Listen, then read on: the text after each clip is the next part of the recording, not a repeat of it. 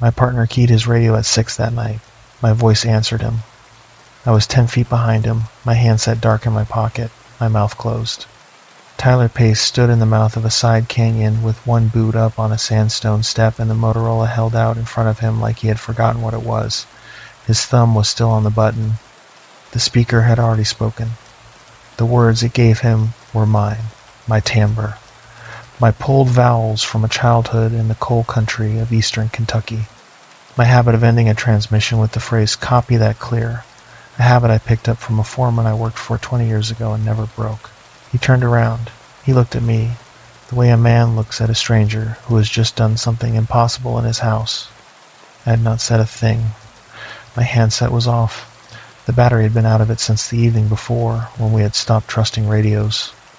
I am going to tell this from the start, because if you hear it in pieces, it sounds like a joke, and it is not a joke. I filed a report. The Bureau of Land Management buried the report. My employer flagged it for review and never reviewed it. I still have a paper copy of my field log. I still have the voicemail from a records archivist who returned my call on a Friday afternoon in November and forgot to end the recording after he started talking to his wife about what I had asked him. I have a lot of pieces. This is the whole piece. My name is Ray. I am 42 years old. I have worked as a contract field hydrologist for the United States Geological Survey for 15 years. I am not full staff. I am on the kind of yearly paper that lets the agency farm out the inconvenient parts of a job that nobody on the payroll wants to drive to. I pull batteries. I download data loggers. I clean silt out of stilling wells. I replace sensors that died in the winter and make sure the satellite uplinks are still up. A lot of the work is in places where nobody lives. That is the job I took. That is the job I loved. I am writing about the last contract I will take. The Bitter Rim contract covers 6 stream gauges along a drainage in San Juan County, Utah, on the east edge of the Navajo Nation. The canyon does not have a formal name on most maps. On the BLM route sheet, it is called Bitter Rim Wash, which was the name of a ranch that held the grazing allotment in the 1940s. Nobody calls it Bitter Rim Wash out loud anymore. The BLM calls the area Unit 44, which is also what the locals call it when they are pressed. The canyon runs a long finger from the high desert down to where it meets a larger drainage near the county line. It is long, it is lonely, it is about as far from an interstate as you can get in the lower 48 and still be on a road. I have walked it before, 9 times before. I wrote the route plan that the agency still uses in 2014.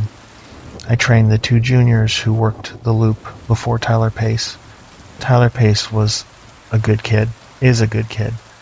He is 26, built like a marathoner, quiet, a geology bachelor's from Western Colorado University. He took the job for the travel and the overtime.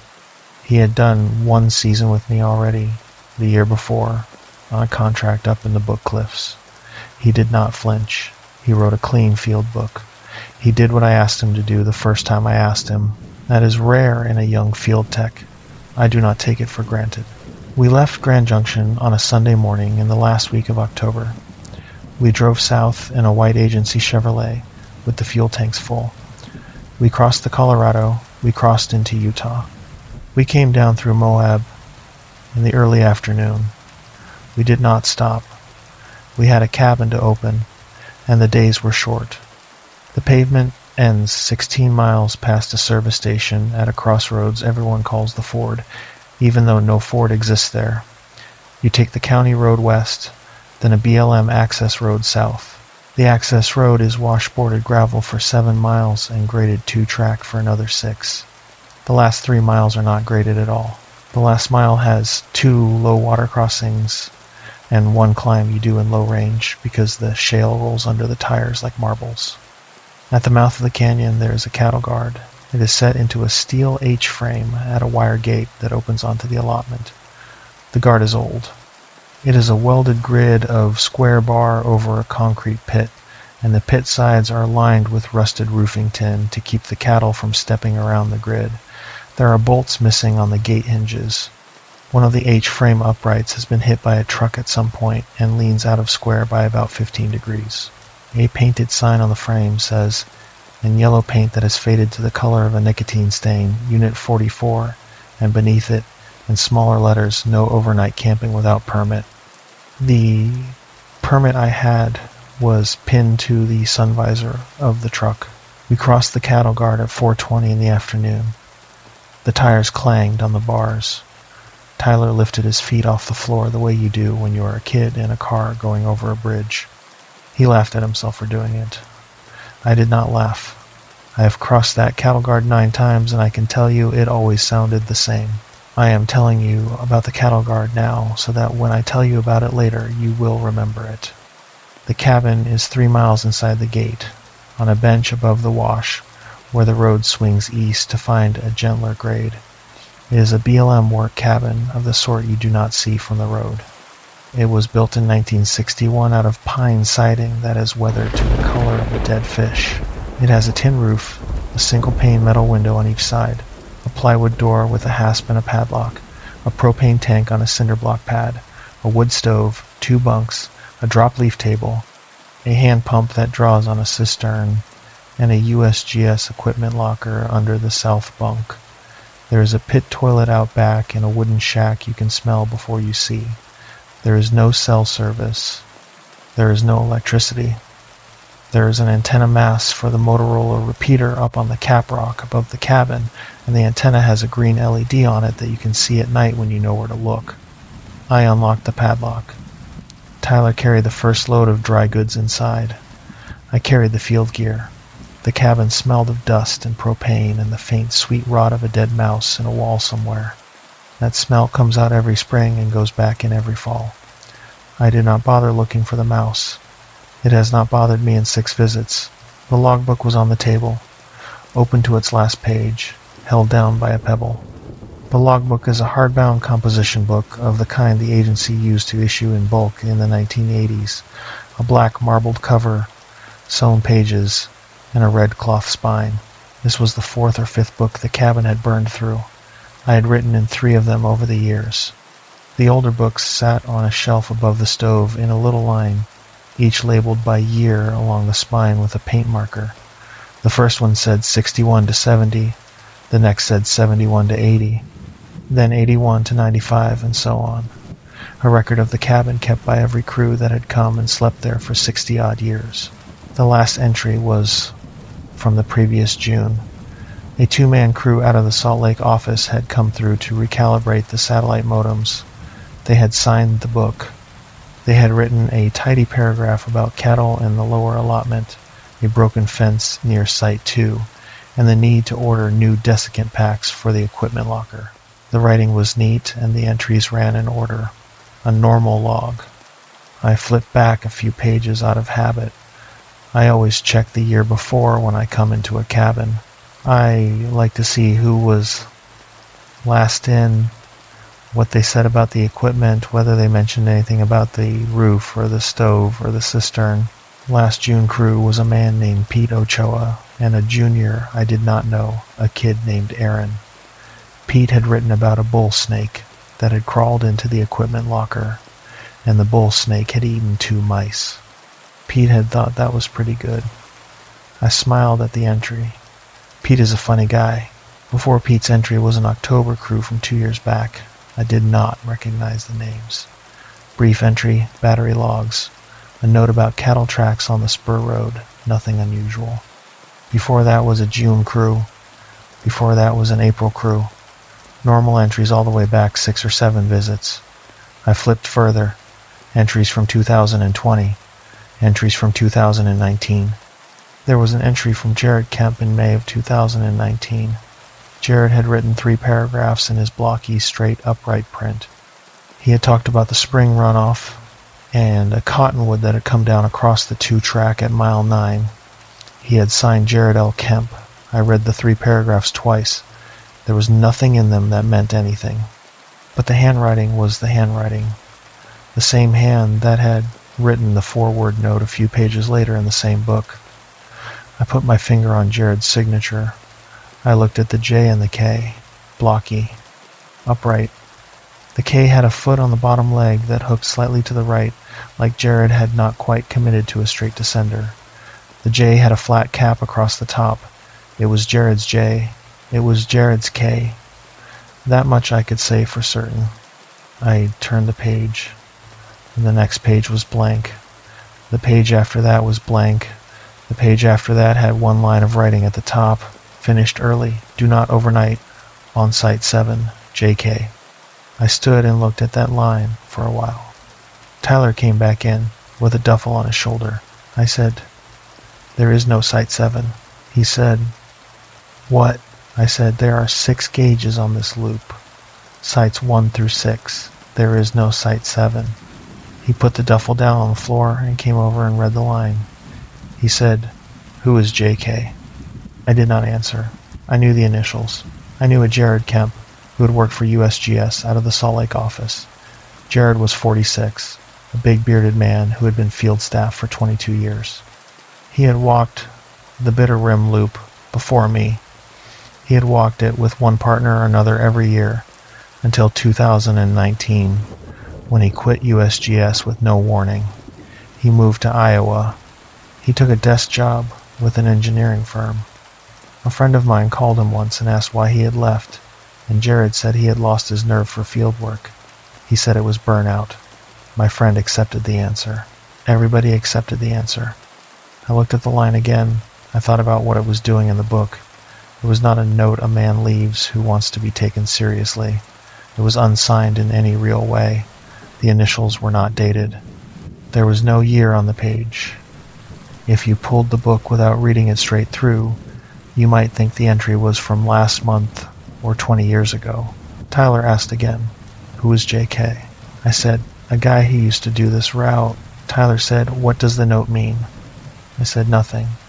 I said, "Site 7 is the old number for a gauge we took offline in 2016. It was a rain gauge up on the North Rim. The power budget did not work and we decommissioned it. There is nothing there now. It is not on the route. It should not be in his head." I said it confidently. I said it the way you say a thing when you are not sure of it and you want to be sure. Tyler nodded. He turned the page to the next blank one and took the pen from the jar on the table and wrote the date and our names and the purpose of the visit in the book. In his tidy left-handed print, he does field books well. The note from JK sat on the page before his, staring at the edge of a sentence that was not meant to follow it. I carried the rest of the gear in. I did not mention the note again that night. I thought about it while I heated a can of chili on the propane burner. I thought about it while we ate. I thought about it while I wrote in my personal log and Tyler read a paperback he had pulled off the shelf above the bunks. The cabin has a shelf of paperbacks above the bunks. Everybody leaves one. Take one, leave one. It is an honor shelf. There were maybe 40 books on it, most of them westerns and airport thrillers. Tyler had taken a thriller with a black cover and a blood spatter on the spine, a mass-market paperback by an author whose name I did not recognize. It was old. It had the yellow-edged pages of a book that had been in a cabin through 40 summers of desert heat. I thought about the note all through that. I was not afraid of it. I had never been afraid at the cabin before. I did not know how to fit afraid into the room, but I wanted to know what Jared had meant. I picked a book for myself from the shelf. I picked a thriller also, because in the cabin that is the reading. It was by a man I had read before, a former war correspondent who wrote espionage novels set in Cold War Berlin. The book had a torn dust jacket and a coffee ring on page 1. I put it on the bunk above mine where I like to keep books. I went out and chopped 2 armfuls of kindling from the woodpile in the lee of the cabin. I brought the wood in. I set the fire in the stove, but I did not light it. The forecast called for a low of 38 that night, and I did not want a fire at that temperature. Tyler asked me about the note again around 8:30. He said he could not stop thinking about it. I said, "Jared quit the agency 3 years ago. He is in Iowa. It is an old note. Ignore it." He said, "Why did he quit?" I said, "He burned out." He said, "What does that mean?" I said, "It means he stopped being able to sleep in cabins." Tyler laughed because he thought I was joking. I had not been joking. I realized this as he laughed, and I realized he needed me to be joking. So I let him laugh. I put the chili pot in the basin. I washed up. I told Tyler to take the good bunk because it had the better mattress. He said he did not care. I took the good bunk anyway because I am the senior and I wanted it. We turned the lantern low. We did not talk. Outside, the canyon made the sounds a canyon makes at night. A pair of coyotes traded yips across the wash. A great horned owl called twice from the direction of the cap rock. A pack rat scurried under the floorboards somewhere near the back of the cabin. The wind came up an hour after full dark and moved through the junipers with a noise like paper tearing slowly.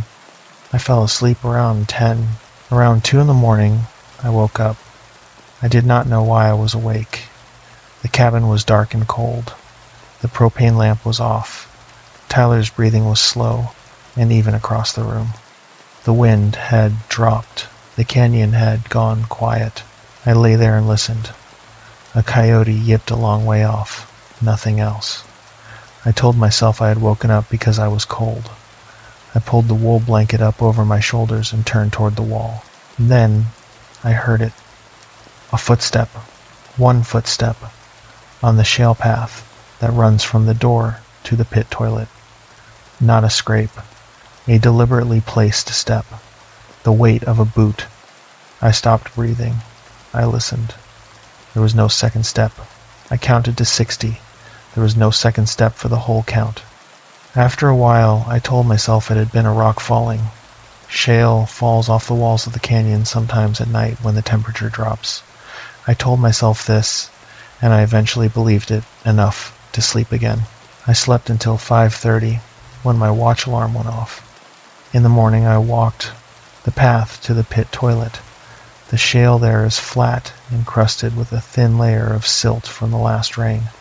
The silt will take a print. I looked at the path from the door to the toilet and back. I did not see any prints. I also walked around the cabin. The cabin sits on a caliche bench. The bench is hard. It does not take prints well. I did not find any prints around the cabin. I told myself what I had heard was not a footstep. I told myself it was a rock. I drank my coffee. I did not mention it to Tyler. That was my first mistake. I will tell you all of them so you can count. Day 2 is the day we hit Site 1. Site 1 is the easiest on the loop. It is 3/4 of a mile up the wash from the cabin. You drive the truck to the end of the 2-track, then you walk the wash on foot with your packs. The gauge is on the north bank of the wash, at a place where the wash tightens down between 2 slick rock bluffs. It has a small solar panel, a cellular modem for satellite uplink, a pressure transducer and a stilling well, and a metal housing for the battery and data logger. The housing is painted a dull desert tan. You would not see it from 10 feet unless you knew to look. We got to Site 1 at 9 in the morning. Tyler pulled the field book and the download cable. I opened the equipment housing. I pulled the old battery. The voltage was down to 10.2, about what I expected for a year on solar in an aspect that does not get good winter sun. I swapped in the new battery. I logged the serial numbers. I downloaded the data from the logger while Tyler checked the sensor cables for rodent damage. Tyler found a mouse nest inside the housing. He cleaned it out. The nest was an old one. There were no mice in it. The sensor cables were fine. While he worked, I walked back out to the wash to check the stilling well. The well is a piece of 4-inch PVC anchored to the bank with rebar, with a float tape inside and a pressure sensor at the bottom. I pulled the well cap, I cleaned the sediment, I ran the tape, I reseated the cap. I was out on the sand at the foot of the well when I saw the tracks. They were in the sand about 12 feet downstream of where I was standing, a line of tracks crossing the wash at an angle, coming out of the brush on the south bank and going up over a low shelf on the north bank. I walked down and looked at them. They were footprints. They were human in shape. They were not shod. The toes were splayed with a wide ball, like the foot of a man who has gone barefoot his whole life. The heel was deep. The arch was flat. The stride was long. I knelt. I measured the stride with my hand span and my tape. The stride was 54 inches heel to heel, across the level sand, on a flat grade. A tall man in a dead sprint can get a 4-foot stride on a track. 54 inches is not a walking stride. 54 inches is not even a good runner's stride. 54 inches is a stride you see in photographs of NBA centers sprinting on a gym floor, and those men have rubber shoes and are running from someone. I called Tyler over. I did not say anything. I pointed at the tracks. Tyler looked at them. He stood with his hands on his hips and did not speak for a while. Then he asked, "Is that a bear?" I said, "Bears have 5 toes and claw marks. Bears do not walk on 2 feet unless they are standing up to look at something, and when they do not leave 4 in a row." Tyler said, "A guy on stilts."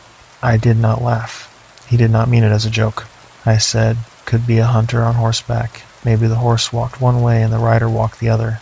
Tyler said, "There is no hoof print." He was right. There was no hoof print. The tracks were only human-shaped. There was nothing else in the sand for 100 feet in either direction except the prints of a coyote that had come through the night before. I followed the tracks up to the shelf on the north bank. On the shelf, the tracks stopped.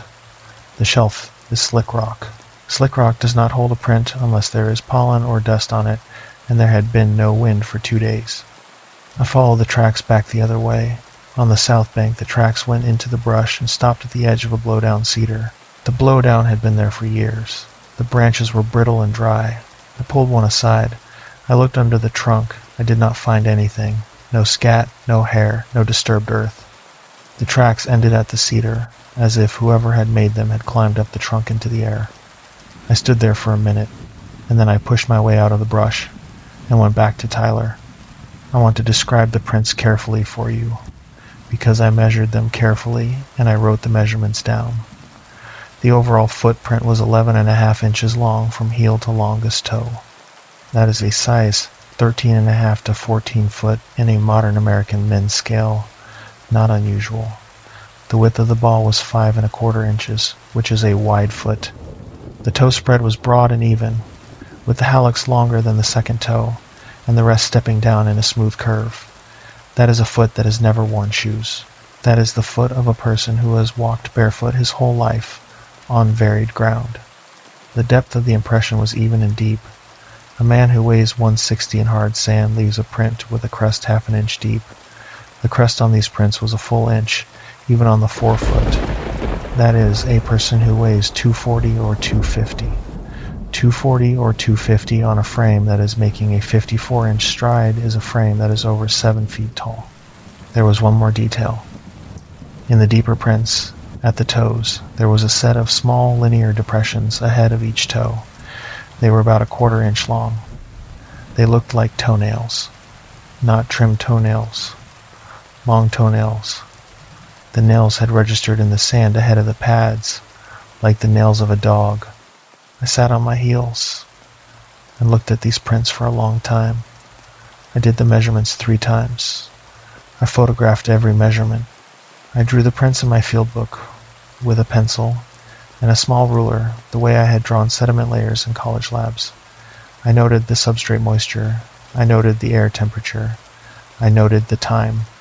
I filled out a proper measurement record, the way you fill out a record of something you want to be able to bring into an office and stand up in a meeting and say, "This is what I found."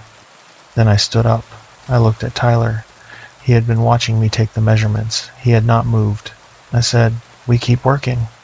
I took 3 pictures with the field camera. Then I photographed the scale bar next to one print.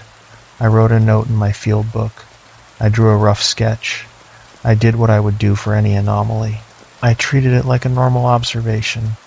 I did this because I had read a lot of papers on cognitive framing in the field sciences, and I knew that treating a thing as normal is the first and only defense you have against losing your footing in a place like that.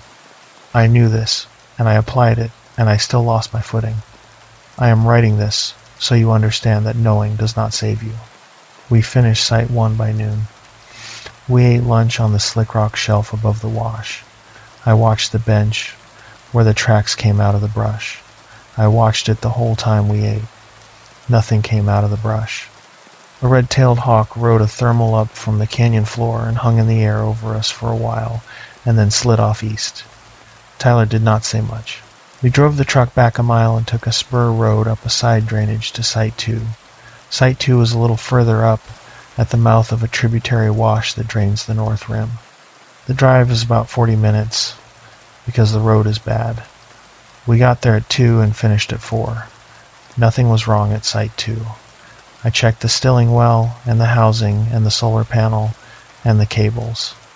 I pulled the old battery and swapped in the new one. Tyler downloaded the logger. We packed up. I looked at the ground around the site the way I had started looking at the ground.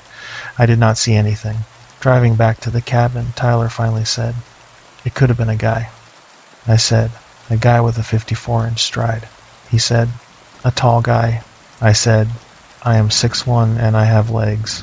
When I run full tilt, I get a 40-inch stride on flat ground.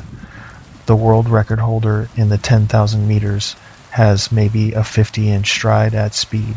54 inches at a walk is a circus trick." Tyler said, "Then what?" I said, "I don't know." I did know. I did not know the word for what I knew. I knew that when I had been a teenager in Kentucky, my grandfather had taken me out in a hollow behind his farm and shown me a print in the mud by a creek. The print was bigger than his hand with his fingers spread. The print was wrong in a way that my grandfather would not explain to me. He told me, "Do not talk about this at school." He told me, "Do not come out here alone." He told me, "If you see one coming, do not let it speak to you." He said those things, and he would not say more. I had been 15. I had laughed at him later, when I was older. I had laughed at him until the day I saw the tracks in the sand at the mouth of the Bitter Rim on a Monday morning in the last week of October. We got back to the cabin at 5:30. We had an hour of light. I pumped water from the cistern. I cooked. Tyler wrote his field book up at the table. The sun dropped behind the west rim of the canyon, and the cabin turned cold fast. I lit the propane lamp. I lit the stove. I left the door open while the fire caught to let out the first wave of resinous smoke. When I went to close the door, I stopped on the porch for a second and looked out. The wash runs about 60 yards from the cabin at its closest. On the far side of the wash, the canyon wall rises in 3-stepped benches to the cap rock. There are junipers on the benches. There is a game trail between the second and third bench that deer use. I had seen mule deer on the trail earlier in the week on previous trips. That evening, about halfway up the second bench on the game trail, there was a man. I want to be careful here. It might not have been a man. It was tall. It was upright. It was standing still. It was in the shadow of a juniper, and the juniper was in the shadow of the bench above it, and the shape was not clear. But it was the shape of a man, a tall man with his arms at his sides. I stood on the porch. I did not move. I watched. The shape did not move either. I watched it for maybe 40 seconds. My eyes were adjusting. The shape had definition. I could see the line of shoulders. I could see the line of a head. I could see that the head was held at an angle, cocked slightly to one side, as if listening. Tyler said, "From inside, Ray, the smoke is going in." I said, "Come out here." He came out, I said, on the second bench. "Game trail. Juniper. Tell me what you see." Tyler stood next to me and looked. He said, "A juniper." I said, "In the shadow of the juniper." He looked for a long time. He said, "There is something there." I said, "Man-shaped." He said, "Yes." We watched it together. It did not move. Then, very slowly, the way a person turns when they have decided to leave a room, it stepped back into the shadow of the juniper. Stepped. Not faded. The outline shifted the way an outline shifts when a three-dimensional object changes its angle to the light, and then it was gone. I pulled Tyler inside. I closed the door. I slid the bolt. I did not say anything for a minute. Tyler did not say anything either. Finally he said, "Ray, what was that?" I said, "I don't know." He said, "What are you going to do?" I said, "We are going to eat dinner." We ate dinner. After dinner I stood at the east window and looked out at the bench. I did not see anything on the bench. The moon was a quarter and low in the west, and the second bench was in the dark. I watched until my eyes watered. I went to bed at 9. I did not sleep. I lay in my bunk and listened. The canyon was quieter than I had ever heard it. No coyotes, no owls. The rat under the floor was silent. The wind was down. The only sound was Tyler's breathing across the room. And Tyler's breathing was fast and irregular, which meant he was not asleep either. At 3:17 a.m. by my watch, something said Tyler's name. It said it from above us. From the caprock, maybe, or from the rim. It was a voice I did not recognize. It was a man's voice. Low, calm, the way a friend calls you from across a room when he wants to get your attention without raising his voice. Tyler, it said. Then a pause of maybe 10 seconds. Tyler, it said again. I was already sitting up. Tyler was sitting up. I could see his silhouette against the window. He looked at me. He did not speak. I put my finger to my lips. He nodded. We sat in the dark and listened. The voice did not speak a third time. After maybe 20 minutes, the coyotes started up again in the lower canyon, a little later than they usually did. The canyon came back to itself. The rats started scratching under the floor. A gust of wind moved a juniper branch against the side of the cabin. Tyler whispered, "Did you hear that?" I said, "Yes." He said, "That was my name." I said, "Yes." He said, "Who was that?" I said, "I don't know." He said, "It was not a coyote." I said, "No." We lay back down. Neither of us slept until dawn. Day 3 is the day the range rider came. We woke late, 6:30. I had not slept well. I had that thick taste in my mouth you get from wanting sleep and not taking it. I made coffee. Tyler sat at the table and ate oatmeal without looking at it. He did not ask about the voice. I did not bring it up. There was nothing to say that would help us get the work done. The plan for day 3 was Site 3. Site 3 is the furthest site up canyon, at the foot of a talus fan where the main wash meets an ephemeral tributary that comes off the north rim. The drive is about an hour because the 2-track deteriorates fast after the turnoff. The gauge is in a pretty spot. I have always liked Site 3. In September, there is water in the stilling well and a pool below the measurement cross-section, and in the afternoons, a tiny spring weeps out of the rock about a quarter-mile upstream and feeds the pool. I have eaten lunch on a rock above the pool maybe 30 times over the years. We drove up. We got to Site 3 around 8:30. The day had started clear. A high, thin wind had been building from the southwest since first light. The temperature was in the high 40s. It was going to be warm by noon. Tyler opened the housing.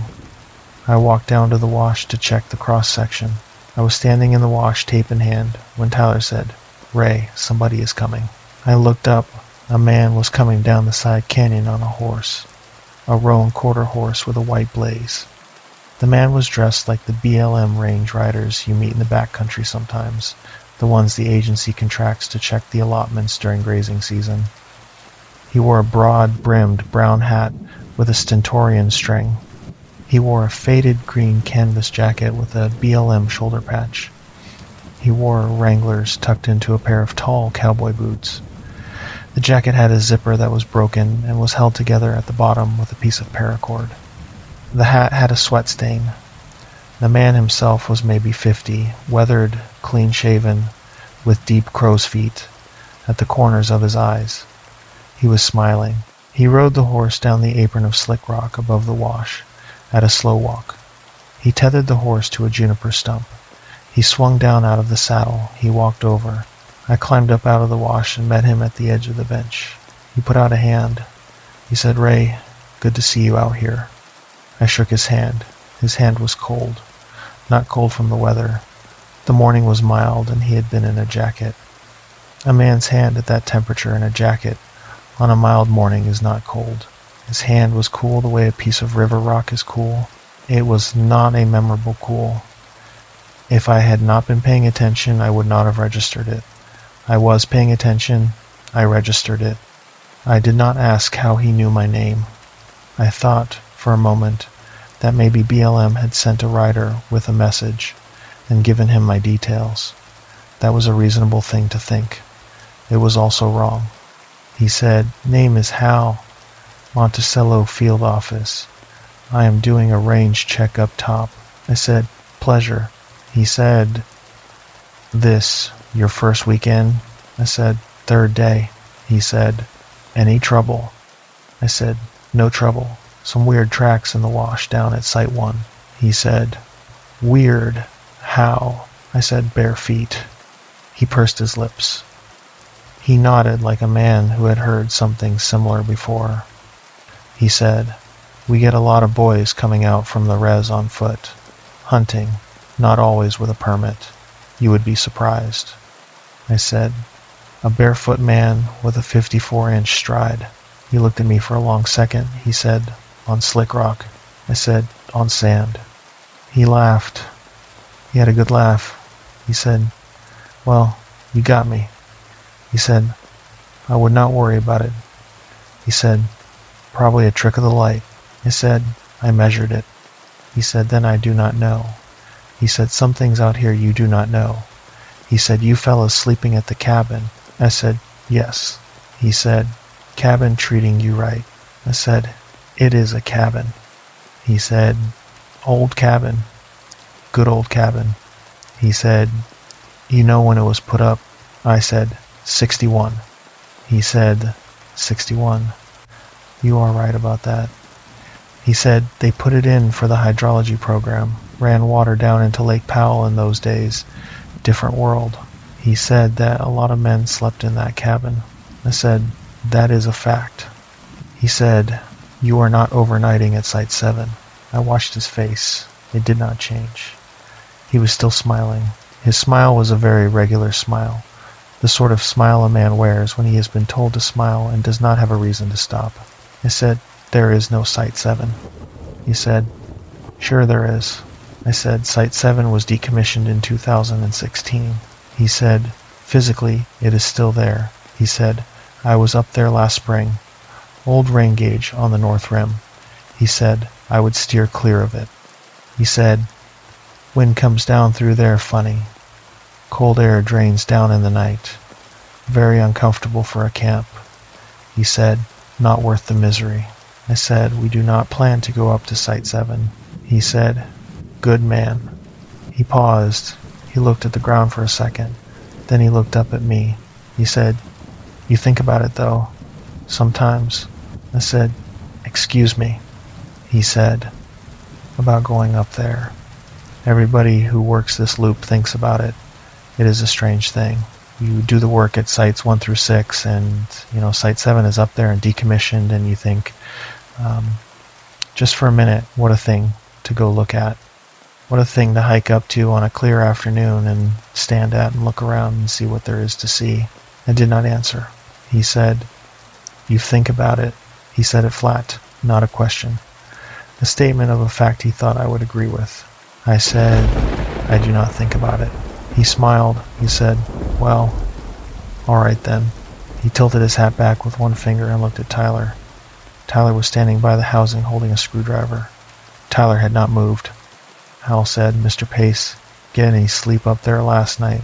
Tyler's face did something. I saw it from the side. It was a very small thing. He did not drop the screwdriver. He did not step back. His jaw set and his pupils moved. Tyler said, yes. Hal said, good night. The old cabin is quiet when the wind drops. Nice in the fall. Tyler said, yes. Hal said, you boys close the cabin door at night. Tyler did not answer. I said, we close it. Hal said, good. Some of the boys who come through leave it open. Catch a breeze. Not a good idea. The bat can get in. Other things. He turned back to me. He said, well, I will get on. He said, good to meet you. He said, tell Kemp hello if you see him. I said, Jared Kemp has not worked this loop in 3 years. Hal said, is that right? He said it pleasantly. He said it the way a man says a thing he does not believe but does not want to argue about. Then he shook my hand again, and he turned away, and he walked back to his horse, and he put his boot in the stirrup, and he swung up, and he reined the horse around, and he rode up the apron the way he had come. I watched him go until he was out of the canyon above us, and I could not hear the hooves on the rock anymore. Then I turned around and looked at the sand of the wash where his horse had stood at the bottom of the apron before he rode down. The horse's hooves had printed cleanly on the damp sand at the base of the apron. Hoofprints were leading down the wash a little way, and hoofprints leading back out, where he had come and gone. There were no boot prints. I walked along the whole line of the hoofprints. I walked with my eyes on the ground. There was not one boot print anywhere near the horse, not by the juniper where he had tied up, not on the strip of damp sand at the bottom of the apron, not anywhere. He had dismounted. He had stood on the ground. He had walked over to me and I had shaken his hand. He had walked back. He had mounted again. His boots had left nothing. I also looked at the apron. Slick rock is not a good surface for prints, but damp slick rock will sometimes take a smear, a dust mark, a sign that a boot has stepped on it. The apron was damp from the night's dew. There were smears on the apron in the shape of horseshoes where the horse had come down. There were no smears in the shape of boots at all. I stood there for a long time. I stood there until Tyler called my name. Then I walked back over to him. He said, "What?" I said, "Go back to the truck." He said, "What?" I said, "Pack up the site. We are done here today." He looked at me and he did not ask again. He started packing up. I stood on the bench and looked at the canyon above us, where the range rider had ridden out, and I thought about a lot of things. I thought about the fact that his jacket had a BLM shoulder patch, and the BLM patch I had seen in Monticello last spring had been redesigned with new typography. The patch on his jacket had the old typography. I thought about the fact that his hat had sat low and square on his head, in a way my friend, who is a ranger in Capitol Reef, once told me, is a tell that a man wearing a ranger hat was not trained in one. Real hands tilt the hat back on the crown. A costume man wears it square. I thought about the fact that when he had laughed, which was what I had liked about him, his mouth had not been fully under his control. The corners had pulled a little further than the rest of the face had pulled. The skin at the edge of the lips had creased against its own grain. I thought about the fact that I had liked him. I thought about the fact that he had known Tyler's last name and had called him Mr. Pace, in the voice of a schoolteacher speaking to a child he did not trust. I thought, finally, about the shadow, because there had been a shadow. The sun had been high and a little west. The horse had thrown a short shadow to the east. The man had thrown a shadow also, when he dismounted and walked toward me. The man's shadow had been longer than it should have been. It had reached from his feet to a point maybe 7 feet east of him, and the shape of it, as I remembered it, had not matched the shape of him.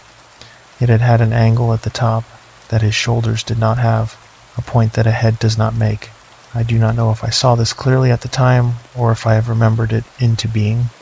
I do know that when I closed my eyes, I could see his shadow on the slick rock, and I knew that the shadow had been wrong before my mind had decided it was wrong. We packed up. We drove back to the cabin. The drive took longer than it should have, because I drove slowly and I watched the ridges. Tyler did not talk. At the cabin, I set the sat phone on the table. I called the BLM dispatch number. I said, "This is Ray calling from Unit 44. I just had contact with a BLM range rider named Hal. Can you confirm his assignment?" Dispatch is a woman I know named Kim. She has been with BLM for 12 years. She runs a tight desk. She said, "Give me a minute." I gave her a minute. I gave her more than a minute. She came back on the line. She said, "Ray, I am not showing a range rider in 44 this month. I am not showing a range rider in 44 last month either. We do not have a Hal on the Monticello roster. We have a Harold Thatcher in Price. He is 68 and he is in chemo. He is not on a horse in 44. I said, "Could he have been a contractor? A Navajo Parks Ranger? A freelancer on the allotment?" She said, "No. The allotment is quiet. The permittee has not been down this year." I said, "Copy." She said, "Do you want me to send a law enforcement ranger?" I said, "No." I said, "I do not know enough yet. Let me file at the end of the week." She said, "Copy." She said, "Ray." I said, "Yes." She said, "Do not sleep at Site 7. I said, "Kim." She said, I know. I saw that it is decommissioned. I know. Do not sleep there. I said, why? She said, I am sorry. I was reading a document I have open here. I misspoke. I meant do not sleep at the cabin. Do what you have to do to stay safe. I said, Kim, you said Site 7. She said, I need to go. Call me if you need Ellie. She hung up. I looked at the sat phone for a while. Tyler was at the table. He was not pretending to read this time. He was watching me. He said, what? I said, they do not have a HAL in 44. He said, so he was not with BLM? I said, he was not with BLM. He said, then who was he? I said, I don't know. He said, Ray, can we leave? I said, we have 3 gauges to finish and 3 days to do them in. He said, Ray, can we leave? I said, tomorrow we knock out 4 and 5. The day after we knock out 6. The day after that we pack out at first light. 7 gauges is a full contract. We will be home by dinner on Friday. He said, I only count 6. I said, what? He said, you said 7. I thought back. I said, I meant 6. He said, Ray. I said, I meant 6. Jesus, Tyler, drop it. He dropped it. I did not tell him what Kim had said. I did not tell him Kim had said Site 7. I did not tell him I had watched Hal for 4 or 5 minutes and had not been able to shake the feeling that Hal was a man who had been cast for the role of Hal and not quite rehearsed. That night, I pulled the battery out of my personal handset. I told Tyler to do the same. He asked why. I said, because I want the radio silent tonight. He said, the repeater. I said, the repeater is fine. I mean our hand units. Battery's out. If we need to talk, we'll talk in the cabin. He said, okay. He pulled his battery. He set the handset on the table next to mine. The two of them sat there in the lamplight like 2 little dead things. I boiled water for tea. We drank it in silence. I read my paperback and I did not take in a word of it. I made a show of reading. Tyler made a show of reading. The propane lamp hissed steadily. The stove was warm. Outside the canyon, the wind was up again. At 10:40, my wife called from outside the cabin. My wife's name is Jenna. She has been my wife for 11 years. She lives in Columbus, Ohio, at our house, on a shaded street near a park. She works as a pediatric nurse. She is in Columbus. She is not in Utah. She has never been to Utah. She is terrified of the desert. She has told me this many times in jest, and once in earnest. She is in Columbus. Her voice said, from outside, Ray, come out. I froze over my paperback. Her voice said, Ray, I am lost. Please. I looked up at Tyler. He was looking at me. His face was gray. Her voice said, Ray, I am so cold. Please, come out. I stood up. I did not walk to the door. I walked to the east window.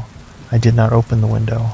I stood to one side of it, out of the line of the glass, and I looked. I saw the wash. I saw the second bench and the caprock above it. I saw the juniper, where something had stood the night before. I did not see anyone. Her voice said, Ray. The truck. The truck slid off the road. I am at the truck. Please. I walked back to the table. I sat down. I picked up my pencil. I wrote in my field log, 10:41 p.m., contact. Voice impersonating my wife. Origin unseen. Canyon appears empty from the window observation. Her voice said, Ray, why are you not answering? Ray, I know you can hear me.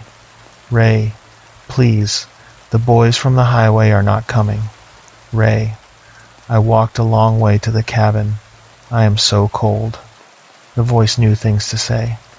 The voice said them in her cadence. The voice said them in the pitch she uses on the phone when she is upset, which is a pitch I have heard maybe 20 times in 11 years of marriage. On nights when her mother was in the hospital or her sister's husband was drinking again.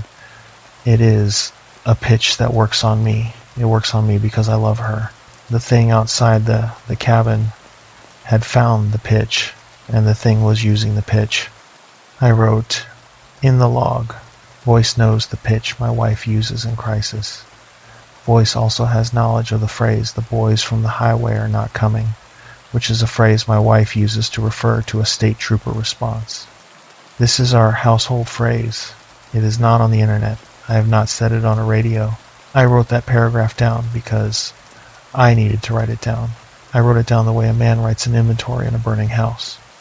I wrote it because if I did not write it, I would get up from the table and walk to the door and open the door. Her voice said my name again, 3 times. Then it stopped. There was a silence of about a minute. Then a different voice said my name. It was my voice. It said, Ray, come out. It said it with the confidence of a man calling himself, the way I would say it if I were standing outside the cabin and I had locked myself out and I wanted the guy inside to open up. The way I would say it, I did not answer. My voice said, outside, Ray, it is me. I am out here. Tyler said in a whisper, that is you. I said, no. Tyler said, Ray. I said, Tyler, look at me. That is not me. My mouth is closed. Listen. I closed my mouth. My voice said from outside, Ray, Tyler, it is me. I am out here. I walked out to the pump. I dropped the flashlight. Come open the door. Tyler stared at me. I did not speak. My voice said, outside. For fuck's sake, I am freezing out here. Open the door. Tyler stood up. He did not walk to the door. He walked to the stove. He stood by the stove. He put both hands on the chimney pipe above the stove, where it passed through the ceiling. He put his forehead on the pipe. He stood that way for a long time. My voice out there said my name again, and Tyler's name again, and asked us to open the door. It moved along the west wall of the cabin, and back along the east wall. It said, outside the east window, Tyler, buddy, it's Ray, I know you can hear me. It said, outside the west window, Tyler, open the door, your buddy is freezing. I heard Tyler's breath hitch. He did not move from the stovepipe. I said, Tyler, stay at the pipe. He said, I am at the pipe. My voice, outside, said, Tyler, do not listen to the guy at the table. The guy at the table is not Ray. I wrote that sentence down in the field log. I wrote it down to keep myself in my chair. I wrote 11:01 p.m. Voice impersonating narrator, now attempting to convince Junior Tech that the narrator in the cabin is the impersonator. Voice is adaptive. Voice is changing tactics. Then I stopped writing, because writing it down did not help anymore. Writing it down made the thing worse. I put the pencil down, and I sat with my hands flat on the table, and I did not move. After maybe 20 minutes, the voice stopped. I listened. The canyon was empty of it. The wind was still up in the junipers. A coyote called once from far off. A pack rat moved under the floor. Those were all the sounds I had ever heard there. Tyler turned around. He said, Ray. I said, we do not answer anything from outside. We do not respond to anything we hear. We do not go to the door unless we are walking out in daylight. We do not unlatch the door tonight for anything. He said, okay. I said, and tomorrow we finish 4 and 5. We finish what we can. The day after we do 6. The day after that we pack out at first light. He said, okay. I wrote in the log, 11:15 p.m. Voice impersonating narrator. Same source. No visual. Canyon is empty at inspection. I did not sleep. Tyler did not sleep. We sat up in the bunks with the propane lamp on, and we did not speak. Around 2 a.m, my voice outside the cabin said my name once more, from further away this time, from somewhere up the canyon, and then it did not speak again. Day 4 was the sheep day. The sun came up at 6:51 that morning. I watched it come up. I had been at the window since 5. The canyon wall on the east side lit up in brown and orange, like a photograph developing. The juniper on the second bench, where the shape had stood, had nothing on it. The wash below the cabin was full of scrub and cottonwood, and nothing else. The sky was empty except for two ravens riding a thermal up from the lower canyon. It was going to be a warm day. I made coffee. Tyler sat at the table and did not move. I put a cup in front of him. He drank it like medicine. I said, "You okay?" He said no. I said, "We are going to do Site 4 this morning and Site 5 this afternoon, and then we are going to come back here and eat and sleep, and tomorrow we are going to do Site 6 and pack up, and then Thursday morning we'll drive out." He said, "Why are we still here?" I said, "Because we are contractors. Because if we leave without finishing the loop, they will send somebody else in here next month, and I don't want anybody else in here." He said, "Why?" I said, "Because I don't want anyone else to have to sleep in this cabin." I said, "If we finish the loop clean, the agency has no reason to come back. The data is collected, the batteries are fresh, and the gauges run themselves for another year. If we bail, somebody has to come back and finish. I don't want anybody else to come back." He said, "Okay." He said, "Ray, if it happens again tonight." I said, "It is going to happen again tonight." He said, "Okay." He said, "What do we do?" I said, "We keep the lamp on. We do not open the door. We do not answer anything. If it sounds like your mother, we do not answer.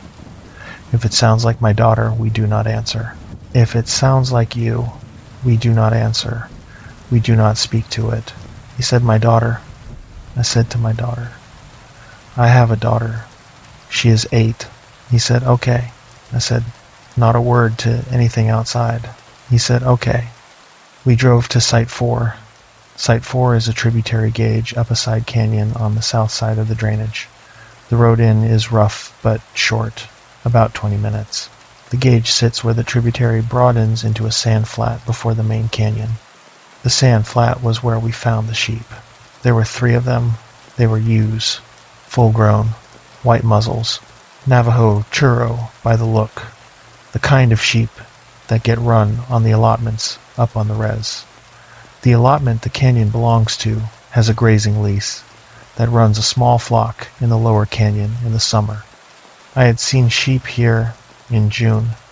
These were not summer sheep, these were recent kills. They were laid out in a triangle on the sand. The points of the triangle were maybe 40 feet apart. The heads were pointed outward. The bodies lay on their sides. Their legs were folded under. Nothing had scavenged them.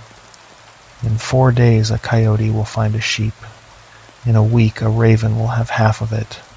These sheep were fresh. They did not smell. They had been put there recently. And the wounds were not wounds of a predator.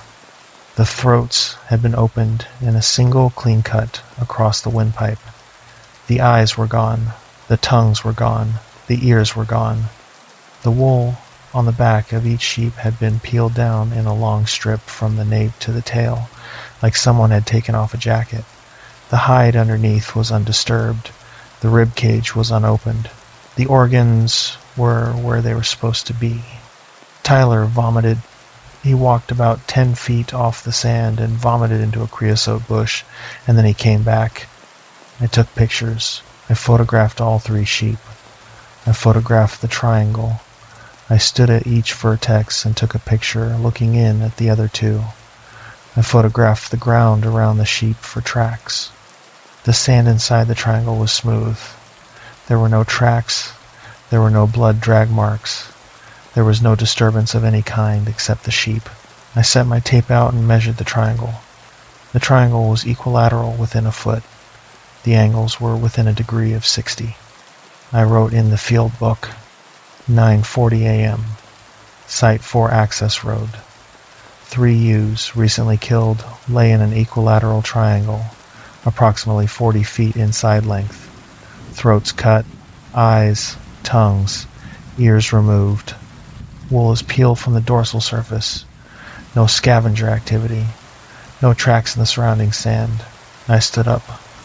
Tyler had not moved. He was looking at the sheep. I said, "We keep working." He said, "Ray." I said, "We keep working." I radioed BLM from the truck on the sat phone. "I got Kim again," I told her. She did not speak for about 5 seconds. Then she said, "I will send law enforcement today. Where will you be?" I said, "We are on Site 4 and we will be at Site 5 this afternoon. We will be at the cabin by sundown." She said, "Ellie will go to the cabin tomorrow. Stay inside tonight." I said, "Understood." She said, "Ray." I said, "Yes." She said, "I am going to pull your contract tomorrow morning. Finish Site 4. Come out early. You and Tyler come out tomorrow morning at first light. Do not finish the loop. I will have the permittee send someone in to collect the last gauges." I said, "Kim, that puts someone else in here." She said, "Ray." I said, "Kim, I am fine. We are doing the loop.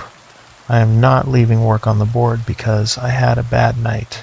She said, "Ray, there have been other reports." I said, "From where?" She said, "From this unit." I said, "When?" She said, "Over the years. This is a thing in this unit. Finish Site 4. Come out tomorrow. Do not do Site 5. Do not do Site 6. I said, "I will think about it." She said, "Ray." I said, "I will think about it, Kim. Let me finish the day." She hung up. I thought about what she had said. I thought about the sheep in the triangle. I thought about the voice that had called my wife's voice in the night. I thought about Hal, and about the Range Rider's shadow, and about the unsigned note in the logbook. I thought about Jared Kemp quitting the agency 3 years ago with no explanation. I went back to the sheep. I photographed the wounds in detail. I took a hair sample from each one. I bagged the samples in evidence envelopes because I had the envelopes in the truck and because taking a hair sample is something I know how to do and something that felt useful. I wrote the envelope labels. I filled the blanks on the back of the envelopes with the same methodical handwriting I use on every envelope. Then I worked at Site 4. Site 4 is a straightforward pull. The housing, the battery, the sensors, the cables, the modem. I did the work. Tyler did the work. We did not talk while we worked. When we finished, at 1 in the afternoon, I packed up the truck and we drove back to the cabin. On the way back, I thought about Kim saying, "Come out tomorrow." I thought about the finish of the loop. I thought, if we finish the loop, the job is done and we can leave clean. I thought, if we do not finish the loop, somebody else will come in here to finish it. I thought about who that person might be. I thought about a kid Tyler's age, sitting at the table in the cabin the way Tyler had sat at the table this morning, drinking coffee like medicine. I thought about that person hearing my wife's voice at the east window and not knowing what it was. I thought about that person walking to the door. I said to Tyler, "We are going to finish 5 this afternoon and 6 tomorrow." He said, "Kim told us to leave." I said, "We are going to finish 5 and 6. He said, "Okay." We got to the cabin, we ate lunch, and we drove to Site 5. Site 5 is a long drive.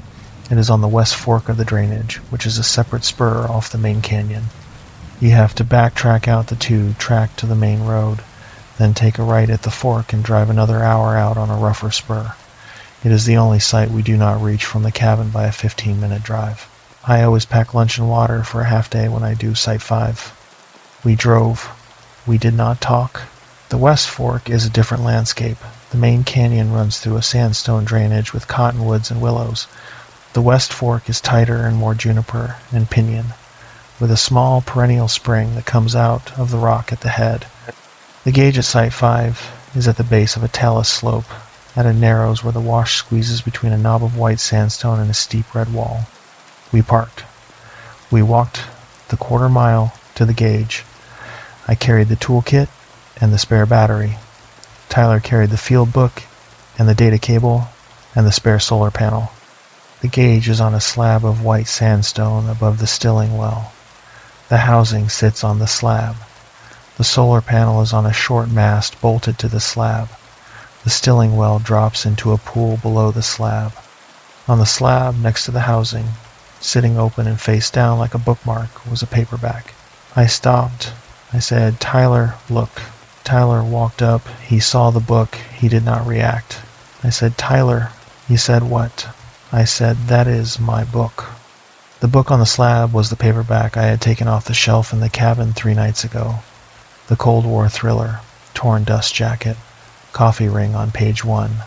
It had been on the shelf above my bunk last night. I had left it there this morning. I had not packed it in the truck. I had not seen it since breakfast. It was lying open, face down, on a flat slab of sandstone, 40 miles of road and trail away from the cabin, at a site I had not been at in a year, next to a gauge I was about to work on. I picked it up. I turned it over. It was open to page 72. Page 72 had a single sentence on it that I had read 4 nights ago. I checked the spine. The coffee ring was on page 1. The jacket was torn in the corner, which I had torn it on when I pulled it out of the shelf. It was my book. I said, "Tyler." He said, "What?" I said, "My book was on the shelf above my bunk this morning. I did not bring it with me. It was not in the truck. I did not see it after breakfast." He said, "Ray." I said, "Yes." He said, "We need to go." I said, "We need to finish this gauge." He said, "We need to go." I said, "We need to finish this gauge. And we need to finish 6 tomorrow, and then we need to go." He said, "Ray." I said, "Tyler, the book is a trick. It is a trick to make us leave. Somebody wants us to leave. Somebody put that there so we would see it and be afraid and drive out and leave this job half done so somebody else has to come finish it. We are not going to do that. We are going to do this gauge and drive back to the cabin. Tomorrow we are going to do Site 6 and drive out. We are going to finish the contract." I said this to him. I also said it to the canyon. I said it loud enough that if something was listening, which I knew it was, it would know I had said it. I did not know if that was smart. I did not care. I said it. Tyler put his hands on his hips and he looked down at the wash and breathed for a while. He said, "Okay." We worked on Site 5. It took 2 hours. Every 10 minutes or so, I would check the edges of the slab. I would look down the wash. I would look up the talus. I did not see anything. I did not hear anything. The book sat on the slab the whole time. I had picked it up and set it upright. It was a little thing and a dumb thing, and I did it. I left the book upright because I did not want it face down. At 6 that night, with the sun gone behind the red wall and the last of the light bleeding out of the top of the slab, I heard Tyler key his radio. I did not at first understand what I was hearing. I had pulled the battery out of my own Motorola the night before. I had watched Tyler pull his. I had watched him set the battery on the table beside mine, and the 2 handsets and the 2 batteries had sat there on the table like 4 little dead things. I had not watched Tyler reload his handset. I had not watched him slip the battery into his jacket pocket when he packed for the day. I heard the Motorola chirp. I heard the squelch open. I was maybe 10 feet behind him at the housing, putting the last screw into the cover plate. He was at the mouth of the side canyon with one boot up on a sandstone step, and the handset held out in front of him like he had forgotten what it was. His thumb was on the button. The speaker had already spoken. The words it gave him were mine, my timbre, my vowels, my habit of ending a transmission with the phrase, "Copy that clear." The voice said, "Tyler, hold position. I am walking down to you." Tyler turned around. He looked at me, the way a man looks at a stranger who has just done something impossible in his house. I had not said a thing. My handset was off. The battery was in my jacket pocket on the far side of the housing. My mouth was closed. Tyler said, "You just told me to hold position." I said, "No." He said, "Ray, you said it. I heard it." I said, "My radio's off. My battery is out." I did not speak.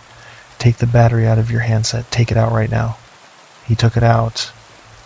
The handset went quiet. He looked down at the handset, and then at the battery in his hand, and then at me. He did not say anything for a long time. Then he said, "When did you put yours back in?"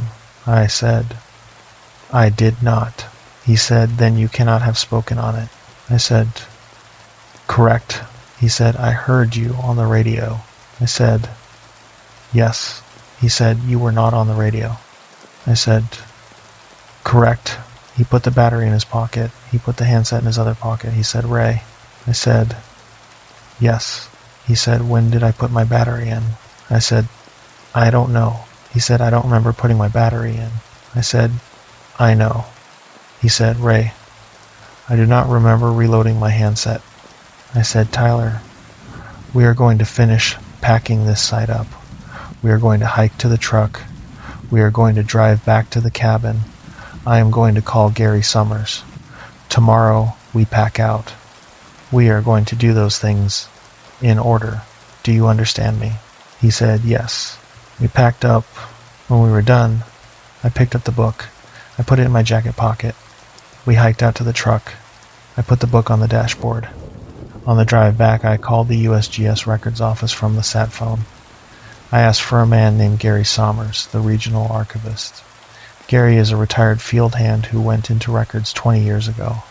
He knows more about the history of the agency in the Colorado Plateau than anyone alive. He answered the phone. I told him who I was. I told him where I was.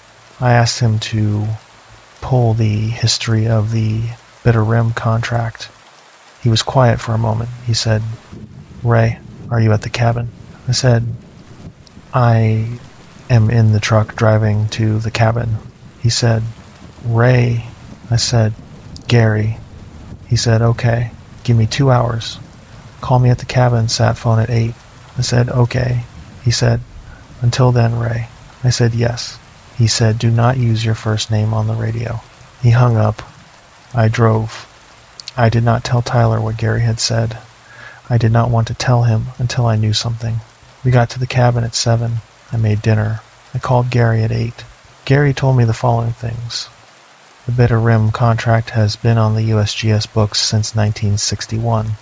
That year the cabin was built and the first gauges were installed. The contract has been run every year since. It has been run by 53 different crews. It has had 53 different senior techs. 6 of those crews have filed what Gary called distress reports. 2 of those crews pulled out of the canyon before the contract was completed. 1 crew, in 1978, did not come out. Their 2-man team was a hydrologist named Reeves and a junior tech named Alvarado. Their truck was found at the end of the spur road to Site 7, which had been the North Rim rain gauge at that time.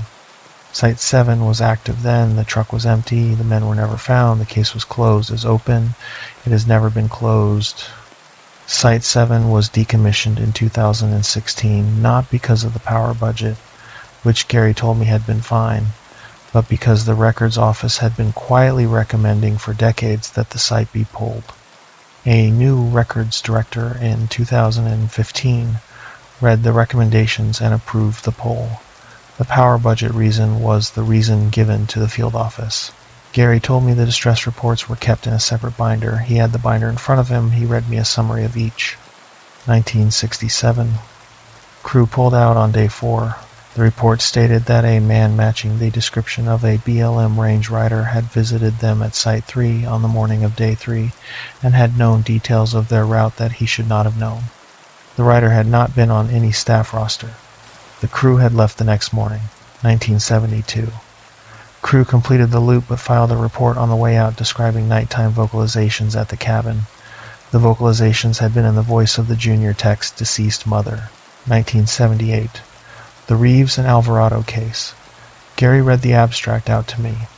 The abstract said the truck had been found at the spur road with the keys still in the ignition and the driver's door open. There had been a radio on the dash, and the radio had been off. There had been no tracks leading away from the truck. There had been a field book open on the hood. The field book had been written in during the afternoon of the day the men vanished. The last entry had been a paragraph about the North Rim gauge and the weather. The last sentence of the entry had been in a handwriting that neither Reeves nor Alvarado had used in any prior entry. Gary read me the last sentence. He said, the sentence was, "We will finish early." 1981. Walter Benning's memo. Gary had the memo. He read me the first paragraph. The paragraph recommended decommissioning all Bitter Rim gauges and boarding up the cabin. The second paragraph cited what Walter Benning called a persistent pattern of distress across crews unrelated by personnel, experience, or season. The third paragraph recommended, and I am quoting Walter Benning as Gary read him, a formal inquiry into whether the Bitter Rim unit represented an environmental condition hostile to USGS personnel. The memo had been filed, it had been reviewed, it had been buried. Walter Benning had been moved to a desk in Denver. He had worked that desk for 13 years. He had retired in 1994. He had shot himself in his garage in 1997 on the anniversary of the Reeves and Alvarado disappearance. 1994. The crew pulled out on day 2. The report stated that a voice at the door of the cabin had spoken to the senior tech in the voice of his son, who had been alive and 7 years old at the time, and had asked to be let in. The crew had packed at 3 in the morning and driven out. They had filed a 1-page report and then refused to discuss the trip further. Both men had transferred off the Colorado Plateau within a month. 2003. Crew completed the loop, but the junior tech filed a report afterward describing a figure in the second bench juniper across the wash from the cabin, visible at dusk on the first and second nights of the trip, standing still, facing the cabin. The senior tech had not seen the figure. The senior tech had denied its existence. The junior tech had insisted on the report. The junior tech had left the agency for the Bureau of Reclamation 6 months later. 2011. Crew pulled out on day 3. The report stated that on the second night of the trip, a voice outside the cabin had called the senior tech's first name for a period of approximately 40 minutes. The voice had been the senior tech's own voice. The senior tech had filed the report from a motel in Monticello at 4 in the morning. The junior tech had corroborated every detail. Gary said, "Ray, that is the list. There are 6 reports. They are all different. They all describe different things. They all describe the same thing. I have read them 100 times. I am not going to read them again." He said, "Jared Kemp had called me 3 years ago, 2 weeks before he quit the agency, and asked me the same questions I was asking. Gary told me the name of the previous records. Archivist, the one before him, was a man named Walter Benning, who had run records from 1972 to 1994. He had told me about Walter Benning already. He told me again. He needed to say it again. He said, 'Ray, Walter was a careful man. He kept records like a church organist keeps sheet music. He did not write an alarm. He did not write panic. He wrote reports that sounded like grocery lists. And he wrote that memo. And they buried him in a desk for 13 years. And then they let him retire, and then he went into his garage. I have the memo in my office. I have read it since I was a young man. I have read it in 10-year cycles, and every time I read it, I think the same thing, which is that Walter was right and nobody listened to him, and it has been 40 years since he wrote it, and nobody has listened to him yet. And I am probably not going to be the one who gets them to," Gary said. "Ray, I am not telling you this to scare you. I am telling you this because when Jared called me, I did not tell him this. I wanted to tell him this. I did not want to be the one to do it. I have regretted it for 3 years. I am telling you." I said, "Gary, what is out there?" He said, "I do not know. I have never been out there. Every man who has been out there and come back and written a report has written a different report, and they do not describe the same thing." I said, "What do they describe?" He said, "Ray, you do not want to hear what they describe." I said, "I do want to hear." He said, "They describe a man who is not a man. They describe wrong tracks. They describe a voice that is your own. They describe animals laid out in shapes on the ground. They describe a stranger who arrives on a horse. They describe a thing that takes the shape of a thing you love and speaks in its voice at the door." He said, "They describe seeing the cabin logbook with a note in it that was not there the day before. The note is always the same. The note always tells the crew not to overnight at Site 7. I said, "There is no Site 7. He said, "Ray, there was a Site 7. It was decommissioned. but the site is still there. The mast is still there. The spur road is still there. The sign that says Site 7 is still there. It is on the map in the equipment locker. The map is older than the decommissioning. I said, Jesus. He said, Ray, come out. Do not finish the loop. Come out in the morning. I said, there is 1 gauge left. He said, the world will not end if 1 gauge loses a year of data. Come out. I said, I will think about it. He said, Ray, for God's sake. I said, I will think about it, Gary. Thank you. I hung up. Tyler was at the table. He was listening. He had been listening to the whole call. He said, Ray. I said, I heard him. He said, we are going out. I said, Site 6 is on the way out. It is on the main spur. We can do Site 6 in the morning in 30 minutes. We do Site 6. We do not do Site 7. We pack up, and we leave by noon. That is the plan. He said, Ray. I said, Tyler, we do Site 6. 30 minutes, I promise. Then we drive out. That is the whole plan. He said, okay. We did not light the fire that night. I do not know why we did not. We sat at the table with the propane lamp burning, and we ate a can of chili cold, and we listened to the canyon. At 10, my daughter's voice called for me from outside the cabin. My daughter is 8 years old. Her name is Wren. Her voice said, from somewhere in the wash below the cabin, Dad, I am scared. Daddy, the truck went off the road. I don't know where Mom is. Dad, please come out. I put my hands over my ears. I put the hood of my jacket up. Tyler did the same. At 11, my voice from outside said, Ray, come out for fuck's sake. Open the door. At 11:15, Tyler's voice from outside said, Ray. I stepped out for a second. The door closed behind me. Let me in. I am freezing. Tyler was at the table. Tyler had not moved for 40 minutes. Tyler looked at the door and then at me, and he began to shake. Not from fear, from the effort of not walking to the door. I said, do not move. He said, I know. Tyler's voice outside said, Ray, come on, let me in. I cannot feel my hands. I said, Tyler, you are the only Tyler here. Stay at the table. He said, I know. Tyler's voice outside said, Ray, open the fucking door. I am dying out here. Tyler put his head on the table and wrapped his arms around his head. At 11:40, the doorknob turned. It turned slowly, about a quarter turn, and then went back. Then a quarter turn again, and back. Then a half turn, and back. Then a full turn, slow and even, and the door pressed against the bolt with a steady pressure, not enough to break anything, just enough to feel. Then the pressure let up. The knob turned back. The knob released. The knob was silent for 10 minutes. Then Tyler's voice outside, quieter this time, said, Ray, please. Then silence again. At midnight, we heard a laugh. One laugh, dry, short, like a cough in the back of the throat. It did not come from the wash. It did not come from the bench.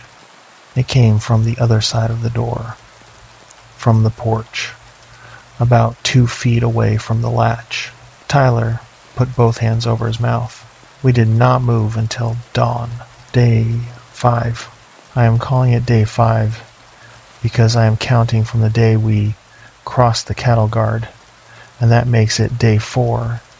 In practical terms, I have lost track of how to count day 5 in my field book, day 5 in my dreams. I have known, since the moment we heard the laugh, that we were going to drive out before dawn and that we were going to leave Site 6 on the board. I had known it the night before when Gary said come out. I had known it when Kim said come out. I had known it when I found the paperback on the slab at Site 5. I had decided without letting myself see the decision. That is the way I make decisions sometimes. I am not proud of it. We packed at 3:30 in the morning. We did not turn on the overhead lamp. We worked by headlamp with the red filter on. We packed in silence. We moved the way you move in a house at night when someone is sick in the next room. We put our gear in duffels. We put the duffels by the door. I packed the sat phone in its hard case. I packed my field book in my chest pocket. I left the logbook on the table. I wrote a final entry in it before I left. 3:50 a.m. Ray, senior contractor, and Tyler Pace, junior tech, are pulling out. Sites 1 through 5 completed. Sites 6 and 7 are not completed. See incident report. Cabin to be left unoccupied indefinitely. Recommend this cabin be padlocked and this contract be terminated. Signature block. I signed. Tyler signed next to me. I closed the book. I put the book on the table, under the pebble. We carried the duffels to the truck. We did not use the headlamps outside. The moon was down, but the sky was clear, and the stars were up, and the canyon wall was a darker black against the dark. The truck was where we had parked it. I unlocked the driver's door manually. I did not use the key fob. I did not want the flash of the marker lights. We put the duffels in the bed. We got in. I started the engine. I did not turn on the headlights. I put the truck in gear and rolled forward with the parking lights only. The parking lights are dim. They did not light up more than the front fender. We crept down the spur road to the main 2 track. At the main 2 track, I turned east, toward the mouth of the canyon, toward the cattle guard. I put on the headlights. The canyon in the headlights was what a canyon looks like in headlights. Junipers, cholla, rabbit brush, sand, the road, a strip of gray before the front of the truck. The walls are rising on either side. The sky is like a slot above. Nothing in the road. I drove. At mile 3 of the 15-mile road out, something came even with the passenger side of the truck. Tyler saw it first. He said, "Ray." I did not turn my head. He said, "Ray, slow." I said, "No." The thing was in the junipers, maybe 12 feet off the road. It was pacing us. I was doing 15 miles an hour on the washboard, the way you do 15 miles an hour on a bad road, which is not fast. The thing was keeping pace, not running, walking fast, the way a man walks on a treadmill when he is working up a sweat. Tyler said, "Ray, it is tall." I said, "Do not look at it." He said, "Ray." I said, "Tyler, look at the road. Hands in your lap. Do not look at it." I watched the road. I watched the washboard strip of sand and the edge of the cholla, and I did not turn my head. I could see the thing at the edge of my peripheral vision on the right. I could see the movement. I could not see the shape. I did not want to see the shape. I kept my eyes on the road. At mile 5, the road dips through a low wash. It is a wet crossing in spring and a dry crossing now. I took it at 5 miles an hour because the crossing has a lip on the far side that you will bottom out on if you hit it fast. On the slow side of the crossing, the thing pacing us stopped pacing. It stood in the wash, on the far bank, in the headlights for a quarter second as the truck nosed up out of the dip. I saw its boots. I saw boots in the headlights. Tall cowboy boots, dusty, with the stitch pattern I had seen that morning at Site 3 2 days ago. Over the boots, dark Wranglers. Above the Wranglers, a canvas jacket. Above the jacket, a brown hat. A hat I had seen on a roan horse in the sun. The face under the hat was not Hal's face. It was not a face. It was a long thing with too much jaw. The mouth was open. Inside the mouth were teeth that did not fit. The eye sockets were not where the eyes are. They were higher and set wider apart, and there was nothing in them. It stood in the headlights for a quarter second, and then the truck cleared the lip, and I had it behind me, and I was accelerating. Tyler said, "Ray." I said, "Do not talk." He said, "Ray, there are 2. I said, "What?" He said, "There's one on my side." I said, "Tyler." He said, "Ray, there is one on my side. There is one on your side." I looked out the driver's window. I looked fast. I did not want to look. There was. The one on my side was shorter than the one Tyler had seen at the low water crossing. It was maybe 6 feet 6. It was wearing different clothes, not the range rider's clothes. A long gray coat, too big for its frame, the hem trailing in the rabbit brush. No hat. The top of the head was a long, pale shape, and I could not see detail, and I did not want to see detail. I put my eyes back on the road. At mile 7, the thing on the driver's side was wearing something reflective. Across the chest, a strip of fluorescent orange that caught the headlights and threw them back in a wet gleam, like hunter's tape, or a stripe on a BLM vest, or a piece torn from something. I put the accelerator down. The truck jumped forward on the washboard and the suspension began to punch at the frame, and I did not care. I did not care if we broke a tire rod. I did not care if we bent a wheel. I put my foot down and drove. The things kept up. Tyler was breathing through his teeth. I was breathing through my teeth. We did not speak for 4 miles. The road uncoiled in the headlights.